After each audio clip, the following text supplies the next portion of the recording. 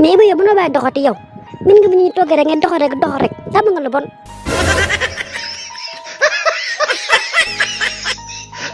non bul ko wax loolu xanaa xamoo ne doxat dafay faj xoolal Ibou 30 000 francs mi ngi nii boo ko defaatee pourtant mën na de xaaral ma nga xool waaye léegi jox ma 30 000 léegi kon xam nga ne yaa tàmm lu bon ngay doxati mel ni métti demal baalu xale bi àq. yàlla de day atta ñaar ñu xeexut. Nabou lu xew ñetti fan yaa ngi nii lekkoo naanoo du jooy wax ma lan mooy xew laa la wax. ay yaay dama amu Nabou yaay ñàkk jom dëgg Nabou yaa bon Nabou yaay xaj Nabou yaay mbaam. ay yaay tey moo ko dimbali ma xam laa wax sa jooy seytaane yi jooy maa ngi jooy deret wax ma nag kan moo la biiral ma la jëndi ko. salaamaaleykum sëñ bi na nga def. maak jàmm mère ci loolu nag yaa ngi jàmm. yaay moom mi moo biiral yaa amu yow Nabou ko moo la biiral nga ne. xam laa la wax yow yaa ma biiral laa la wax. yow yaa biiral sama doom abi baba kuma naar yow te ngay xamal kan yow. mère yaa ngi tooñ de te yaa ngi wax di ma tëfli waaye yow mère xanaa mu tarta nga diwoo yow sa yaram baa ngi kenn xamul lu muy nduru xaw ma dafa xees xaw ma dafa ñuul comme dama daa fëriñ. pour yéen ñi nga xam ne yéen a bëgg abonné sama chaîne YouTube bi nga xam ne ay histoire africaine lañ fay def duggal sama page TikTok nga cliqué ci icône YouTube bi di nga dem directement sama chaîne nga abonné wu. sacrifice bi nag kenn xamul lu muy nduru sa gimiñ gi mi ngi foroxo léegi day wax sa doom ji nga xam ne daa doxo ba jeexal ay tànkam ñëw nag man mi nga xam ne bagage xale laa yor nga ne mën naa ko biiral man yow réew nga de yow lii bu nekkoon sa garafaas ak ndey di nga ko tudd yow waaye nag Nabou ma tooñ dama bëgg nga wax ma yaa ko ëmbal wala ëmbaloo ko. mère man xale laa au moins lu dul 7 ans te man ay bagage su xale laa yor sa doom ji man dafa ma lu dul raay ak fóon. yow yaa mën a gàtt yow nga xam ne sa bagage yi comme cour yaa cour yow ko xam bagage yi comme cour yow. soxna si maa ngi jégalu bu baax xam naa ne amoo temps de waaye damaa dégg waa kon ñu ne yow ak Sadio Mané ay xaritu benn bakkan ngeen loolu moo taxoon rek bilaay ma ñëw bëgg wax ak yow ndax man Sadio Mané dama ko bëgg sama xol bi laa ko def yow. d'accord li nga wax dëgg la kay waaw man ak Sadio Mané ay xarit lañ ay xaritu benn bakkan lañ léeg-léeg dama koy envoyé ay 50 millions ay 100 millions mooy loolu noonu mais ci loolu nekk nag yaa ngi jàmm 100 millions yow soxna si war ngaa riche de waaye nag neex ba neex waa war nga dimbali waa Sénégal nag tabax fi ay entreprise gars yi di fa liggéey jeunes yi sonn nañ trop université xat na trop.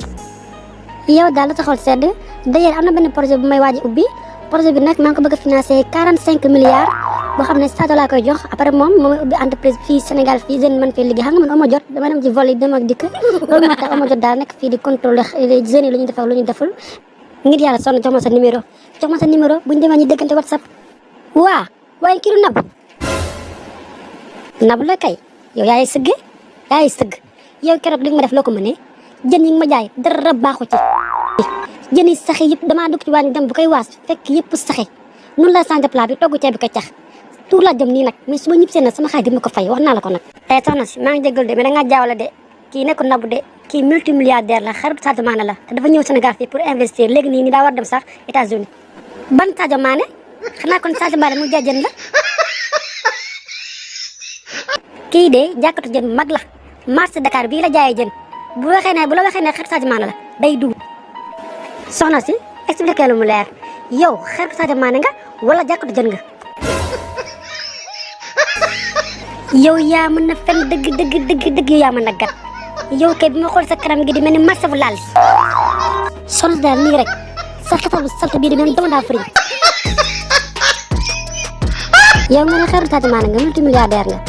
mais loolu garaawul da nga xaar ba nekk nit ndax yow ku mu nekk nii ay tuñu gëlëm nga yor. salaamaaleykum. waaleykum salaam wa rahmatullahi wa barakaatuhu. sama doom na nga def yow moom yaru nga di yow ni nga ma fayee moom macha allah sama xol bi sedd na ci guy. dëgg la kay man suñu kër sax yaroo lañ may tuddee.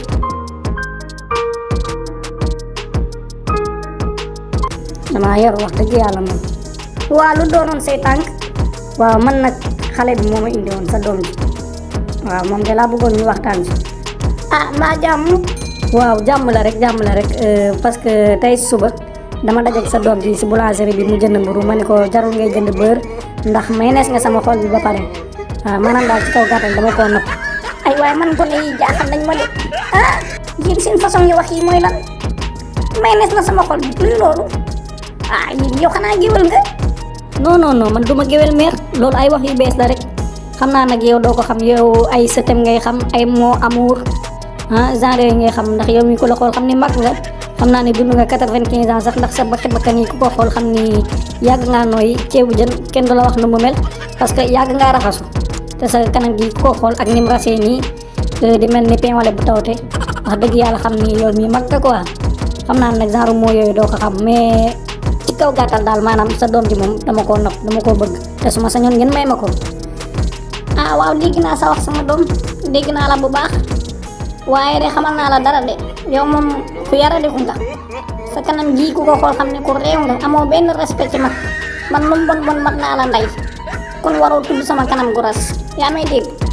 mère bul wax loolu waaye bul wax loolu man moom sama xarit nga wax dëgg yàlla